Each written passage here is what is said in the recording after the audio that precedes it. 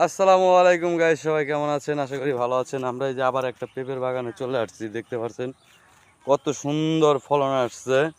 আসলে যারা পেঁপে ক্ষেত করে লাভবান হতে চান তারা আমাদেরকে মেসেজ করতে পারেন কি কি সার ব্যবহার করি আমরা এই যে পেঁপে ছিটতেছি। দেখেন আজকে এক সিরা দেওয়া হলো প্রথম এই গাছের।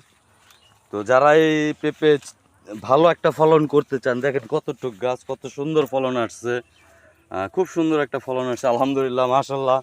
এই যে দেখুন, একবার ছোট্ট একটা গাছ ধরতে গেলে। তো যাই হোক, আল্লাহ পাকের অশেষ মেহেরবানি, আল্লাহ কৃষকের দিকে তাকাইছে দেখেই এত সুন্দর ফলন আসছে। তো আমাদের মাঝে যে আমাদের ভাই কৃষক আছেন, তিনি ভাই এখানে কত পাখি জায়গা হবে আপনার? এখানে চার পাখি। চার পাখি, উনি চার পাখি জায়গা পেঁপে ক্ষেত করেছে।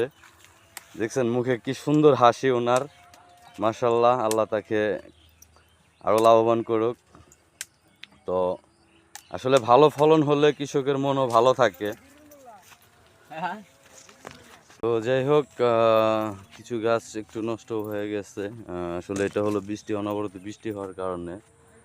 আর প্রচুর বৃষ্টি হওয়ার একটাই উদ্দেশ্য যে পানি যদি জমে থাকে তাহলে গাছগুলো নষ্ট হয়ে যাবে। দেখেন খুব সুন্দর বাম্পার ফলন এসেছে। এই গাছটা দেখতে চাইলে দেখতে পারেন, অবাক দৃষ্টি। আসলে মনিটর নয়, সব নিজের থেকে করা, সরাসরি ভিডিও করা। আমাদের একটা গাছও আমরা কম্পিউটারে বানায় দিচ্ছি না। দেখুন একবার পুরা বাগানের ভিতরে আছি। খুব সুন্দর ফলন, মাশাল্লাহ মাশাল্লাহ।